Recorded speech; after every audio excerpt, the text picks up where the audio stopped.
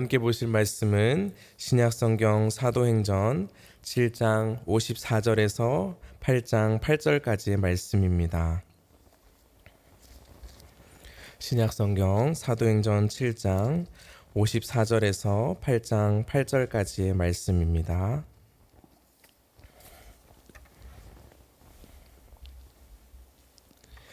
그들이 이 말을 듣고 마음에 찔려 그를 향하여 이를 갈거늘 스데반이 성령 충만하여 하늘을 우러러 주목하여 하나님의 영광과 및 예수께서 하나님 우편에 서신 것을 보고 말하되 보라 하늘이 열리고 인자가 하나님 우편에 서신 것을 보노라 한데 그들이 큰 소리를 지르며 귀를 막고 일제히 그에게 달려들어 성 밖으로 내치고 돌로 칠세 증인들이 옷을 벗어 사울이라 하는 청년의 발 앞에 두니라.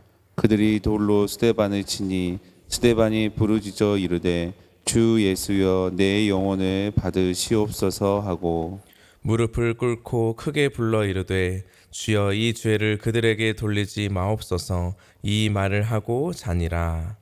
사울은 그가 죽임당함을 마땅히 여기더라. 그날에 예루살렘에 있는 교회에 큰 박해가 있어 사도 외에는 다 유대와 사마리아 모든 땅으로 흩어지니라. 경건한 사람들이 스데반을 장사하고 위하여 크게 울더라. 사울이 교회를 잔멸할새 각 집에 들어가 남녀를 끌어다가 옥에 넘기니라. 그 흩어진 사람들이 두루 다니며 복음의 말씀을 전할세 빌립이 사마리아 성에 내려가 그리스도를 백성에게 전파하니 무리가 빌립의 말도 듣고 행하는 표적도 보고 한 마음으로 그가 하는 말을 따르더라. 많은 사람에게 붙었던 더러운 귀신들이 크게 소리를 지르며 나가고 또 많은 중풍병자와 목 걷는 사람이 나으니 그 성에 큰 기쁨이 있더라. 아멘. 오늘도 우리에게 주신 이 말씀을 붙들고 승리하는 목요일 되시길 축복합니다. 사도행전 7장의 마지막과 또 8장의 이 서론 부분을 오늘 함께 살펴볼 때 오늘 우리는 이 부분을 세 단락으로 나눠서 함께 하나씩 살펴보도록 하겠습니다.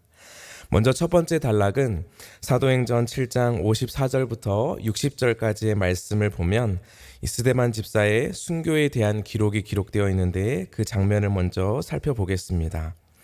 공회 앞에 선 이 스데반은 자신의 무죄를 입증하고 또 유대인들의 죄를 지적하지 않고 유대인들의 선한 일을 만약 자랑했다면 스데반은 이처럼 순교를 당하지 않았을 수도 있습니다.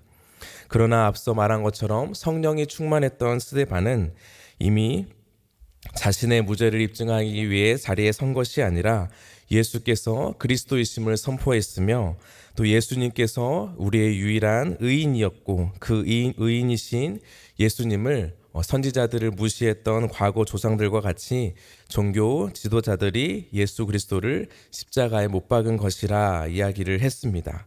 그 이야기를 들은 유대인이 분노가 가득한 것을 보게 되는데 우리 7장 54절 말씀을 한번 같이 읽겠습니다. 그들이 이 말을 듣고 마음에 찔려 그를 향하여 이를 갈거늘. 아멘. 스데반의 말을 듣고 이 유대인들은 특히 이 공회에 모인 지도자들은 분노가 가득하게 되었습니다. 우리가 잘 아는 것처럼 사도행전 2장에서는 베드로의 설교를 듣고 똑같이 마음에 찔렸으나 그들은 회개의 세례를 받고 성령의 선물을 받았습니다. 그러나 오늘 공회에 모인 이 지도자들은 마음에 찔렸으나 회개와 회심이 아닌 분노와 분개로 가득한 모습을 우리는 볼 수 있습니다.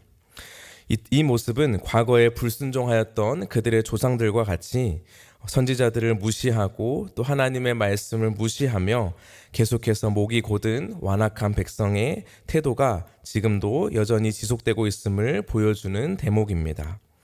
이처럼 분위기가 고조되고 있을 때 스데반 집사는 성령의 충만함 가운데 하늘을 보게 되었습니다. 그 말씀이 55절과 56절에 기록되어 있는데 하늘을 바라보고 그곳에서 하나님의 영광과 또 그 영광 우편에 예수님께서 서서 계신 것을 보았습니다. 이 사실을 공회에 모인 이들 앞에서 이야기했을 때 유대인들의 반응이 더 심각해지는 것을 볼 수 있습니다. 우리 57절 말씀을 같이 한번 읽겠습니다. 그들이 큰 소리를 지르며 귀를 막고 일제히 그에게 달려들어. 아멘. 이제 스데반이 하늘을 보고 하나님의 영광을 바라보았다고 했을 때 이 종교 지도자들은 스데반이 신성을 모독한다 생각하였습니다. 그래서 스데반의 말을 들을 수도 없고 그 말을 경박하게 생각했기 때문에 귀를 막고 일제히 그에게 달려드는 것을 보고 있습니다. 마치 연약한 양 한 마리를 향해서 달려드는 굶주린 이리떼처럼 스데반을 무자비하게 성 밖으로 끌어내고 스데반은 막무가내로 끌려가서 결국 투석형, 다시 말해서 돌을 맞아 죽임을 당하게 됩니다. 그런데 우리는 이 스데반 집사가 바라본 그 하늘에 계신 예수님을 우리는 집중해 볼 필요가 있습니다.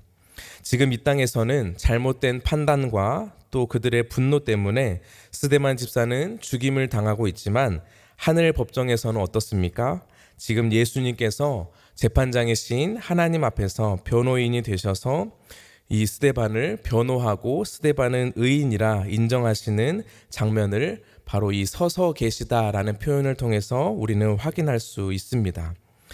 예수님께서 하늘 보좌 우편에 앉으셨다라는 표현은 많이 있지만 서서 계신다라는 표현은 이 본문이 유일하게 쓰였습니다. 이처럼 예수님께서 스데반의 그 죽음 앞에서 그 죽음이 결코 죄인의 죽음이 아니라 의인의 죽음이며 그 죽음을 통해서 하나님 앞에서 그 놀라운 변호를 하시는 예수님의 사랑과 은혜를 우리는 바라볼 수 있습니다. 그래서 지금 이 땅에서는 예수를 죽인 그 이들이 다시 또 예수를 주인으로 모신 스데반을 죽이고 있는 것입니다. 하늘에서는 그래서 예수님께서 친히 스데반을 위해 변호하시고 스데반을 참된 의인으로 인정하시는 모습이 바로 이 스데반의 죽음 속에 우리가 살펴볼 수 있는 중요한 말씀입니다. 그렇게 예수님을 믿고 또 예수님을 위하여 살아갔던 스데반은 그 죽음까지도 예수님과 같은 모습을 보게 됩니다. 우리 59절과 60절의 말씀을 같이 한번 읽겠습니다. 그들이 돌로 스데반을 치니 스데반이 부르짖어 이르되 주 예수여 내 영혼을 받으시옵소서 하고 무릎을 꿇고 크게 불러 이르되 주여 이 죄를 그들에게 돌리지 마옵소서. 이 말을 하고 자니라. 아멘. 지금 스데반은 죽음 앞에서 두 가지 기도를 드리고 있습니다. 첫 번째 기도는 주 예수여 내 영혼을 받으시옵소서라고 기도하며 또 두 번째로 무릎을 꿇고 또 드린 기도를 보면 주여 이 죄를 그들에게 돌리지 마옵소서라고 하였습니다. 이 기도는 모두 예수님께서 십자가에서 드리셨던 말씀이며 기도입니다. 누가복음 23장에서 34절과 46절에 이렇게 기록되어 있습니다. 이에 예수께서 이르시되 아버지 저들을 사하여 주옵소서. 자기들이 하는 것을 알지 못함이니이다 하시더라. 그들이 그의 옷을 나눠 제비 뽑을세. 그리고 46절에 예수께서 큰 소리로 불러 이르시되 아버지 내 영혼을 아버지 손에 부탁하나이다 하고 이 말씀을 하신 후 숨지시니라 라고 기록되어 있습니다. 이처럼 예수님을 믿고 또 예수님을 따르며 작은 예수로 살았던 이 스데반 역시 성령의 충만함 가운데 예수님께서 죽으셨던 그 길을 끝까지 따라가는 것을 볼 수 있습니다. 그러므로 우리는 이 첫 번째 단락에서 스데반의 순교를 통해서 우리가 묵상해야 할 것은 바로 이 땅에서의 법정이 하늘의 법정과 같은 판결이 아닐 수 있다는 것을 우리는 생각해 볼 수 있습니다.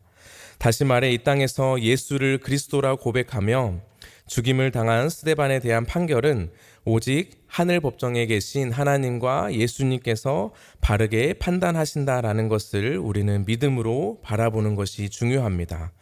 그러므로 스데반처럼 소망이 끊어지는 것 같은 위기와 또 죽음의 순간 앞에서도 우리의 시선은 이 땅이 아닌 하늘을 향하고 그 하나님 우편에서 우리를 위해 서서 변호하시고 끝까지 우리를 지켜보시는 그 예수 그리스도를 믿음으로 승리하는 삶을 살아가야 합니다. 그래서 오늘도 우리가 살아가는 그 삶의 자리에서 예수를 그리스도라고 전하면서 당하게 되는 그 모든 핍박과 고난 앞에서 우리는 오늘도 성령의 충만함으로 참된 믿음의 길을 걸어가시는 저와 여러분이 되길 소망합니다. 다음으로 이제 두 번째 단락을 보면 스데반의 죽음 앞에서 마주한 청년 사울에 대한 이야기, 그리고 교회의 핍박에 대한 이야기가 8장 1절부터 4절까지의 말씀에 기록되어 있습니다. 우리 1절 말씀의 상반절 말씀을 보시면 사울은 그가 죽임 당함을 마땅히 여기더라라고 기록하고 있습니다. 여기서 그가 죽임 당한다는 것은 바로 이 스데반 집사의 죽임을 당연하게 여겼던 사울의 이야기가 기록되어 있습니다. 이 사울은 우리가 잘 아는 것처럼 사도 바울이라 부르는 그 사울입니다. 사울은 히브리식 발음이고 바울은 로마식 이름입니다. 그래서 이 사울이 등장하면서 새로운 단락이 시작되고 있는데, 이 사울은 스데반을 돌로 칠 때 그 앞에도 서 있었고 스데반이 돌에 맞아 죽을 때도 합당하게 여겼던 사람입니다. 그래서 이 사울은 종교 지도자들의 그 권력을 힘입어서 이제 모든 교회를 찾아다니며 모든 사람을 핍박하고 또 모든 사람을 감옥에 가두는 사람으로 살아가게 됩니다. 이 스데반이 초대교회의 첫 순교자가 되면서 이 교회 공동체는 이전에 없었던 커다란 풍파를 만나게 되었습니다. 그래서 무고한 사람이었지만 그 스데반의 죽임을 정당성을 갖고 또 정당화하기 위해서 이 종교 지도자들은 사울과 같은 이들을 또 통해서 예수 공동체인 교회를 계속해서 핍박하였습니다. 그러나 그들은 이 핍박으로 예수 공동체가 없어질 줄 알았지만 그 결과는 도리어 반대였습니다. 우리는 사도행전 8장 1절 하반절에 기록된 말씀을 보면 사도 외에는 다 유대와 사마리아와 모든 땅으로 흩어졌다라고 기록되어 있습니다. 그 핍박은 매우 거세게 일어났고 또 그 핍박이 얼마나 강력했는지 3절에서는 이렇게 이야기를 하고 있습니다. 사울이 교회를 잔멸할새 각 집에 들어가 남녀를 끌어다가 옥에 넘긴지라 라고 말하고 있습니다. 당시 가정교회를 이루고 있었던 그 모든 가정을 찾아가서 사울은 남자나 여자를 구분하지 않고 모든 사람을 끌어서 감옥에 넘겼습니다. 이러한 핍박이 심해지자 사도 외의 모든 기독교인들은 교회에서 흩어짐을 당하게 되었습니다. 그러나 우리는 이 흩어짐 속에서 하나님의 흩으심을 보게 됩니다. 위기를 기회로 만드시는 하나님의 섭리가 바로 이 말씀 속에 있습니다. 우리가 잘 아는 사도행전 1장 8절에 예수님께서 이렇게 말씀하셨습니다. 오직 성령이 너희에게 임하시면 너희가 권능을 받고 예루살렘과 온 유대와 사마리아와 땅끝까지 이르러 내 증인이 되리라 라고 하신 말씀이 지금 이 핍박을 통해서 성취되고 있는 것을 볼 수 있습니다. 그래서 이 예루살렘 교회에 모여있던 이 헬라파 성도들이 흩어지면서 드디어 사마리아와 땅끝까지 복음이 증거되는 것을 우리는 볼 수 있습니다. 그러므로 우리는 이 두 번째 단락에 나타난 핍박 사건을 통해서 종교 권력과 지도자들은 표면적으로 교회와 예수 공동체를 공격한 것처럼 보이며 그들을 흩은 것을 승리한 것으로 생각하였지만 이 흩어진 성도들이 복음을 전하면서 예수님의 말씀이 성취된 것을 볼 수 있습니다. 그래서 사도행전 8장 4절에서 이렇게 이야기를 하고 있습니다. 우리 4절 말씀을 같이 한번 읽겠습니다. 그 흩어진 사람들이 두루 다니며 복음의 말씀을 전할세. 아멘. 그러므로 우리는 이 흩어짐을 통해서 하나님의 흩으심의 역사가, 그 구원의 역사가 이루어지고 있음을 우리는 깨달을 수 있습니다. 그러므로 우리는 이 말씀을 통해서 우리가 교회로 모이는 이유를 다시금 생각해 볼 필요가 있습니다. 이렇게 새벽에 모이고 주중에도 모이고 주일에 함께 모여서 교회 공동체로 하나님을 예배하고 주 안에서 교제하며 성장과 성숙을 하였다면 우리는 또한 월요일부터 부르신 그 삶의 자리에 흩어져서 복음을 전하는 사명을 감당하는 것이 바로 참된 교회며 균형 잡힌 교회라는 것을 기억해야 합니다. 그러므로 오늘도 우리를 부르시고 세우신 그 삶의 자리에서 오늘도 복음을 전하며 하나님께서 흩으신 그 자리에서 하나님의 구원을 선포하며 선교사의 사명을 감당하는 저와 여러분이 되길 소망합니다. 이제 마지막 단락을 보면 사도행전 8장 5절부터 8절까지의 말씀에서 7 집사 가운데 한 사람이었던 빌립의 이야기가 계속해서 기록되고 있습니다. 빌립 역시 스데반과 같이 성령이 충만한 집사로 뽑혔습니다. 그래서 그 빌립이 복음을 전한 장소가 5절에 기록되어 있는데 5절 말씀을 보시면 빌립이 사마리아 성에 내려가 그리스도를 백성에게 전파하였다라고 말하고 있습니다. 사마리아는 우리가 잘 아는 것처럼 유대인들이 가기 싫어하고 또 혐오했던 사람들이 모인 곳이 바로 이 사마리아 성이었습니다.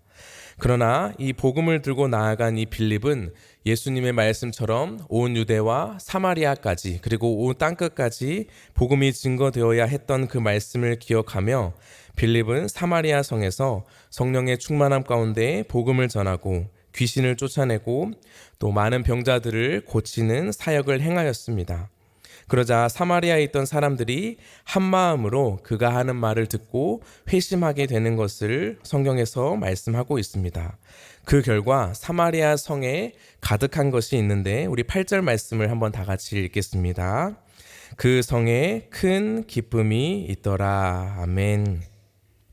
이 복음 사역을 통해서 사마리아 성에 가득한 것은 바로 큰 기쁨이었습니다. 빌립의 사역을 통해서 사마리아 성에 가득했던 어두움과 슬픔이 기쁨과 즐거움으로 변하게 되었습니다. 그래서 이 사마리아 성에도 이 빌립을 통해서 하나님의 복음이 증거되는 것을 볼 수 있습니다. 우리는 이 마지막 단락인 빌립이 사마리아를 찾아간 사건을 통해서 우리는 복음에 경계선이 없음을 다시 한번 기억해야 합니다. 내 생각과 또 내 판단과 내 경험의 기준으로 봤을 때 이 사람들이 구원을 받을 수 있을까? 이 사람들도 복음을 믿을 수 있을까? 우리가 생각할 수 있지만 그 복음의 경계선은 이미 예수 그리스도를 통해서 완전히 허물어졌고 온 세계와 모든 민족을 사랑하시는 그 예수님의 복음이 지금도 사마리아와 같은 모든 땅에 선포되는 것이 바로 예수님의 말씀이라는 것을 기억해야 하는 것입니다. 우리는 오늘 이 세 단락을 통해서 다시 한번 이 복음의 역사를 함께 살펴보았습니다. 스데반의 죽음으로 사도행전이 끝나지 않고 도리어 예루살렘을 넘어 사마리아와 땅끝까지 복음이 증거되는 하나님의 구원과 하나님의 역사를 함께 살펴보았습니다. 앞으로도 계속해서 사도행전을 읽어가다 보면 많은 장애물과 또 어려움을 마주하지만 그 복음의 전진을 그 어떤 것도 그 누구도 막을 수 없음을 우리는 보게 될 것입니다. 그 사도행전의 역사와 그 교회의 이야기가 지금도 우리의 삶 가운데 계속해서 이어지고 있음을 기억하고 오늘도 우리가 살아가는 모든 삶의 자리에서 그 복음을 선포하며 성령의 충만함 가운데 온 땅에 큰 기쁨을 전하는 우리 모든 초청의 성도님들 되시길 소망합니다. 기도하겠습니다. 하나님 아버지 감사합니다. 오늘도 사도행전 말씀을 통해서 이 스데반의 순교와 또 빌립의 복음 전도와 교회의 핍박 가운데도 불구하고 하나님께서 흩으셔서 성령이 충만하고 성령의 권능을 입을 때 온 땅 끝까지 하나님의 복음이 증거되는 구원의 역사를 함께 살펴보았습니다. 하나님, 우리가 이 땅에 살아가면서 예수를 그리스도로 믿고 예수를 그리스도라 선포하며 살아가는 삶의 자리에서 고난과 핍박이 있을 때 성령의 충만함 가운데 하늘을 바라보고 그 영광을 사모하였던 스데반처럼 우리 역시도 예수님을 믿고 따르며 작은 예수로 살아가는 우리 모든 성도님들 될 수 있도록 성령의 충만함으로 함께하여 주시옵소서. 하나님, 오늘도 우리가 살아가는 모든 삶의 자리에서 하나님께서 우리를 흩으시고 부르신 그 삶의 자리가 있음을 기억하고 그 복음을 선포하고 복음을 통하여서 온 땅 가운데 기쁨을 선포하고 기쁨을 나눌 수 있는 하나님의 복된 성도가 될 수 있도록 인도하여 주시옵소서. 감사드리며 예수님의 이름으로 기도합니다. 아멘. 이제 우리 말씀을 생각하며 함께 기도하겠습니다. 5월에도 우리 초청의 온 가족이 하나님의 은혜와 사랑으로 하나 될 수 있도록 기도해 주시기 바랍니다. 기도로 밤을 뚫는 금요철야를 통해서 기도의 용사가 일어나고 이 지역에 기도의 불씨를 세워가는 초청교회가 될 수 있도록 기도해 주시기 바랍니다. 또 각자 개인의 기도의 제목을 가지고 이 시간 주님의 이름 한번 찾고 기도하겠습니다. 주여